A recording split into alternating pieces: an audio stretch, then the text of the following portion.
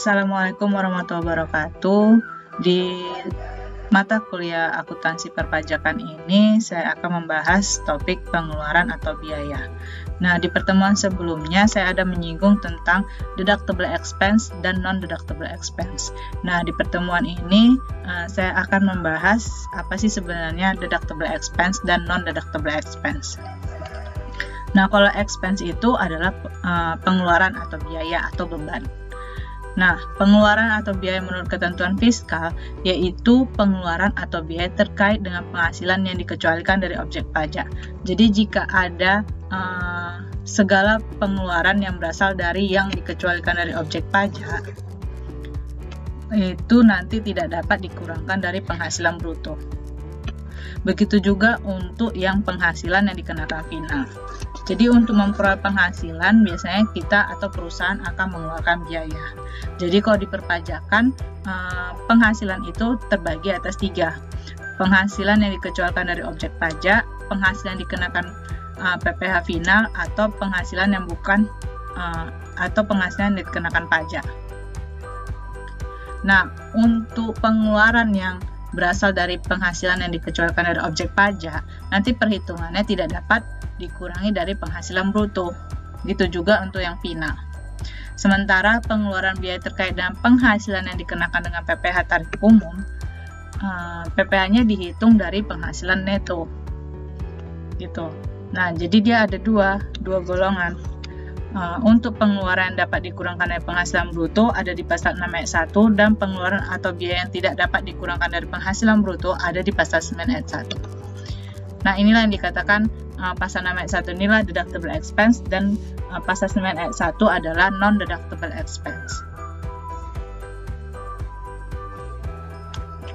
Deductible expense di pasal 6 ayat 1 yaitu pengeluaran yang boleh dibebankan sebagai biaya. Nah, karakteristik dari deductible expense ini adalah biasanya biaya-biaya operasional perusahaan atau dalam rangka mendapatkan, menagih, atau memelihara penghasilan atau mempunyai hubungan dengan kegiatan usaha dan ada buktinya.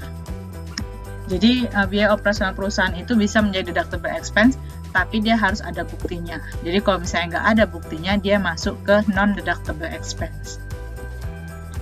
Nah, diantaranya di pasal 6 ayat 1 Undang-Undang PPh ada biaya untuk mendapatkan, menagih, memelihara penghasilan, termasuk biaya pembelian bahan, gaji, upah, honorarium, bonus, gratifikasi, dan tunjangan yang diberikan dalam bentuk uang, bunga, sewa, royalti, biaya perjalanan, biaya pengelolaan limbah, premi asuransi, biaya promosi, dan penjualan yang diatur dengan atau berdasarkan peraturan Menteri Keuangan, biaya administrasi, dan pajak.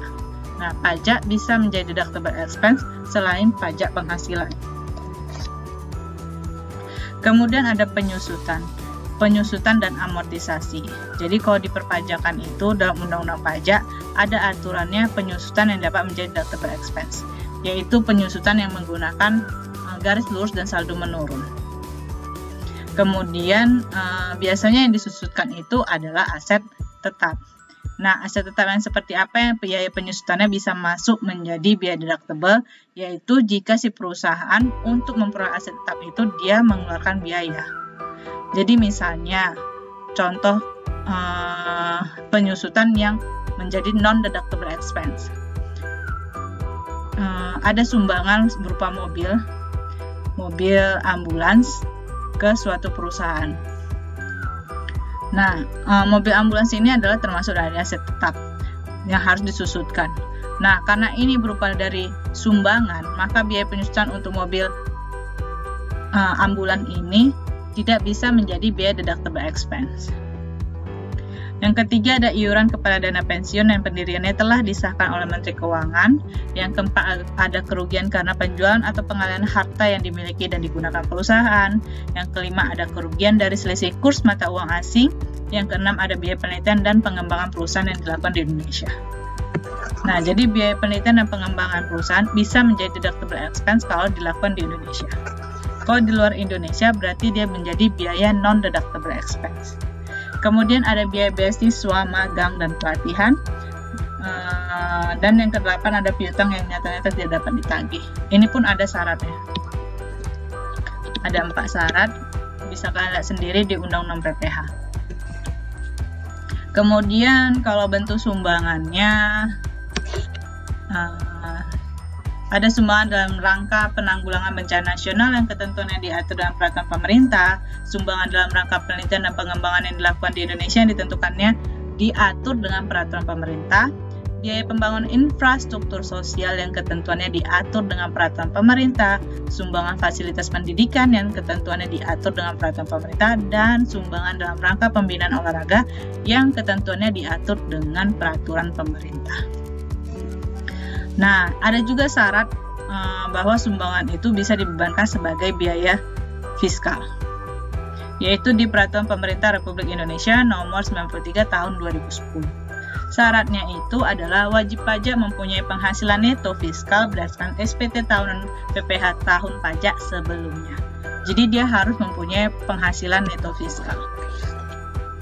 Pemberian sumbangan tidak menyebabkan rugi pada tahun pajak sumbangan. Didukung oleh bukti yang sah, lembaga yang menerima sumbangan memiliki NPWP besarnya minimal 5% dari penghasilan neto fiskal tahun pajak sebelumnya dan tidak mempunyai hubungan istimewa antara si penerima sama yang si pemberi. Nah, kita masuk ke biaya non-deductible expense.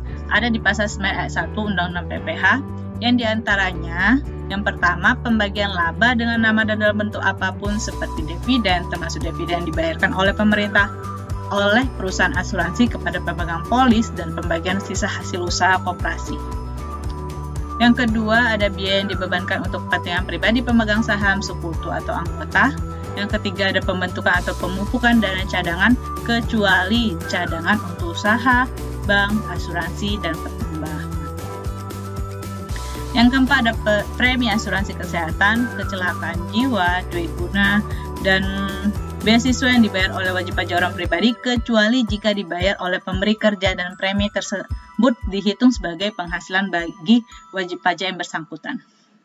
Dan yang kelima, ada penggantian atau imbalan hubungan dengan pekerjaan atau jasa yang diberikan dalam bentuk natura dan kenikmatan, kecuali penyediaan makanan dan minuman bagi seluruh pegawai dan pemberian natura di daerah tertentu yang berkaitan dengan pelaksanaan pekerjaan yang ditetapkan oleh KMK. Jadi, perusahaan itu biasanya ada memberikan imbalan kepada karyawannya bukan berupa bentuk uang. Atau imbalan itu adalah berupa bentuk barang. Nah, itulah yang dimaksud dengan natura dan kenikmatan.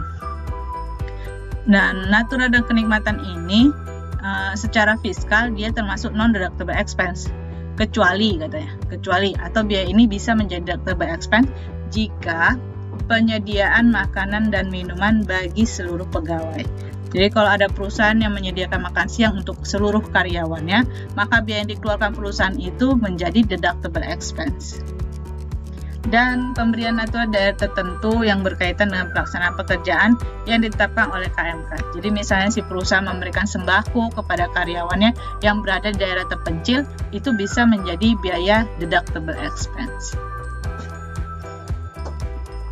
Selanjutnya ada jumlah yang melebihi kewajaran dibayarkan kepada pemegang saham atau kepada pihak yang mempunyai hubungan istimewa sebagai imbalan sehubungan dengan pekerjaan yang dilakukan, harta yang dihibahkan, bantuan, sumbangan, dan warisan, pajak penghasilan, biaya yang dibebankan untuk kepentingan pribadi, wajib pajak atau orang yang menjadi tanggungannya, gaji yang dibayarkan kepada anggota persekutuan, firma, atau perseroan komanditer yang modalnya tidak terbagi atas saham. Kemudian yang terakhir ada sanksi administrasi. Nah, demikian tentang deductible expense dan non-deductible expense. Wassalamualaikum warahmatullahi wabarakatuh.